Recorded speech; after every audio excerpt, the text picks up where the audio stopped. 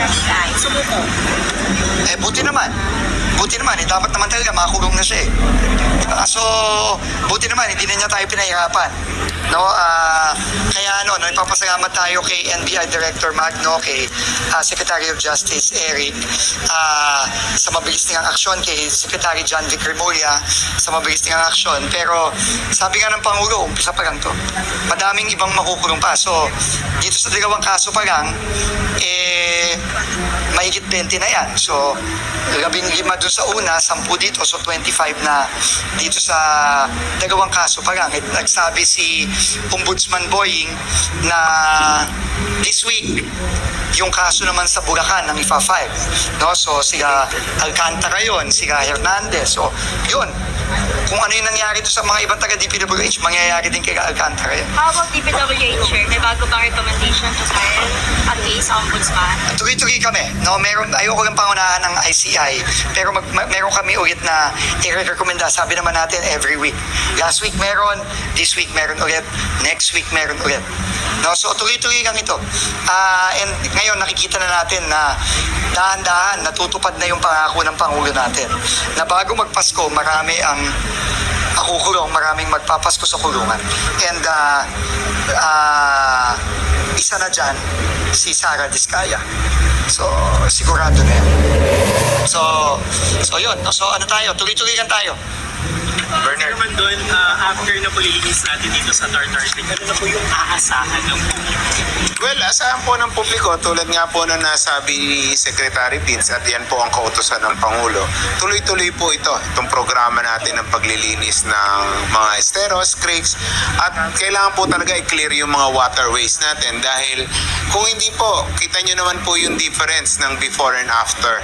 Kung pababayaan po natin itong mga esteros at creek na ito, ay talaga po magdudulot ng pagbaha. Bumababaw siya, lumilit yung carrying capacity, hindi makadalo yung tubig.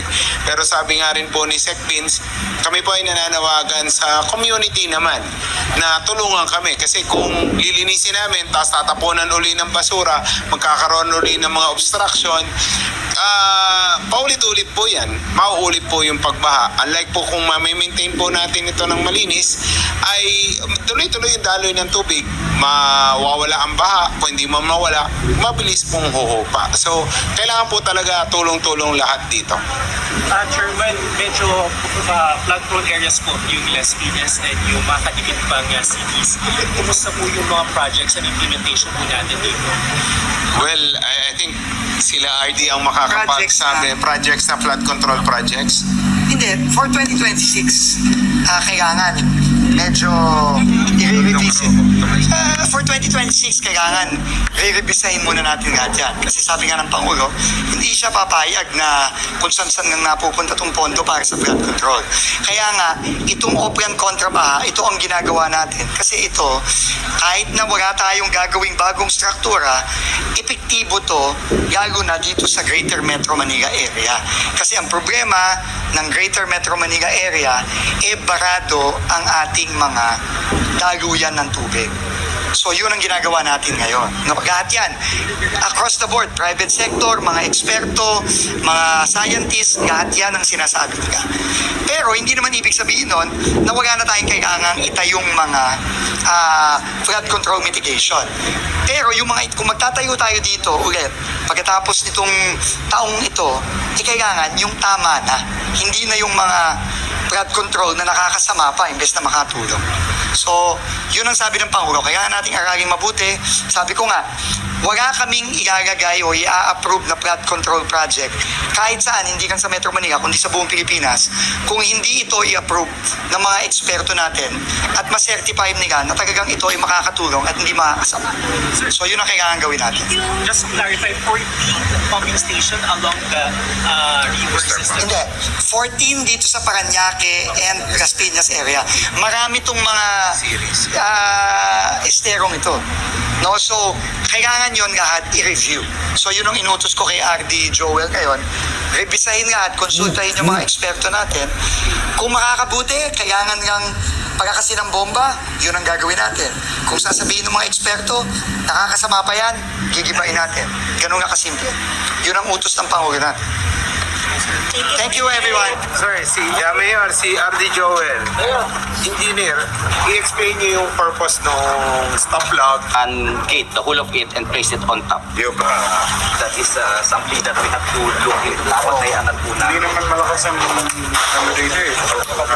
Current or ano tawag yan?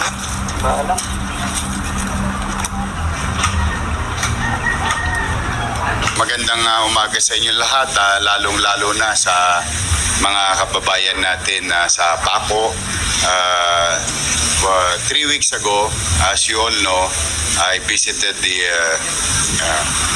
Quirino Highway, particularly do sa may San Andres bago dumating ng Osmeña yung ating river doon para luwagan yung laliman yung ating river sa dahil nagkakaproblema dito sa Paco dahil kahit walang ulan umaakyat yung tubig sa lupa. And at that time I was made a promise was made to the people of Manila by DPWH that they're going to fix it in 3 weeks. And 3 weeks have passed, na tuloy pa rin yung nahirapan yung mga taga-Paco na umaakyat ang tubig dahil wala pa rin nangyayari dito.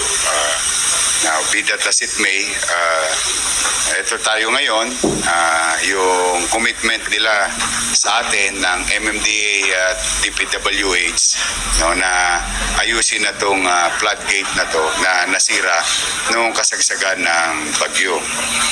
And I was informed by the Korean consultant of DPWH and MMDA na yung para hindi mag-backflow may gagawing mekanismo temporarily for the next 2 weeks. Then yung tunay na solusyon would be finished by March.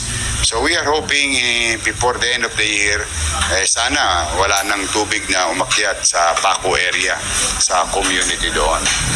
And for the long term, sana maayos sa lalong madaling panahon naman yung nasabing floodgate.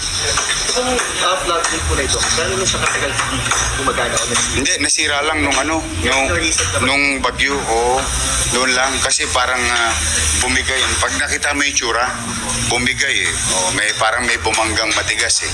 So bago nung bagyo sir, gumagana? O gumagana. O walang problema ang Paco. Ngayon lang na nagka-problema talaga. But it's been so many weeks now. Kawawa naman yung mga kapitbahay namin doon. But then again, I am very hopeful na napapakinggan naman ng request ng mga taga Maynila sa national government. Ano po yung kakabit nila temporary? Stop block that will limit the backflow during high tide ng ating river, itong Pasig River. So that will cushion the load of water coming inland. Mga pamilya apektado? Dami. Halos yung mga taga-Paco. Kasi mahaba ito eh, pagka tinignan mo. Dire-diretso yan hanggang doon eh. Kawawa naman. I mean, nagkakalamok-lamok na nga doon sa area kasi may mga tubig na naiiwan sa kalsada na nag-i-stagnant. But I am still hopeful na sana ma-resolve sumalubong naman ng 2026 na maginhawa sa mga kapitbahay namin. Thank you. Magandang umaga po sa inyo. Nandito po tayo sa Paco Pumping Station. Actually, yung pumping station nasa kabila. Nandito po tayo sa property ng Unilever na nagpaunlak po sa tulong po ng ating mayor na magamit na staging area itong kanilang property para maikabit po yung stop log. Ano po ba yung stop log?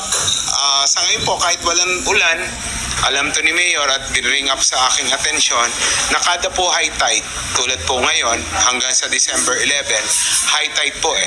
Pag high tide po, pumapasok yung tubig papunta sa Paco, nag-spill yan sa karsada at sa mga kabahayan. Ipapaliwanag na lang siguro ni Mayor yung detalye ng pagbaha na nakaka-affect po sa ating mga kababayan. So kami po, kasama po ang DPWH, kasama po natin yung UPMO Director at yung pong Regional Director ng DPWH. Nag-usap po kami nila Secretary Dizon na ilagay muna po yung stop plug. Yung stop plug po, hindi po siya kahoy. Yun po yung bakal na nakikita nyo sa likod. Ano po ang purpose ng paglalagay ng stop plug? Yan po ay ilalagay para harangin yung tubig. Para kahit po mag-high tide sa Manila Bay, hindi po papasok papunta ng Paco yung tubig na nagkokos ng pagbaha. So, itatanong nyo naman, paano naman kung ang tubig ay galing inland? Yan naman po, ang mag-handle niyan ay yung ating pumping station. So, nag-commit naman kay Yorme ang DPWH, mamaya siguro sila na magsasabi ng timeline. Hindi lamang ng paglalagay ng stop plug, kundi pati na rin yung timeline ng pag-repair. Dahil yung stop plug ay temporary solution lamang. Ang permanent solution dito ay yung pong pag-repair ng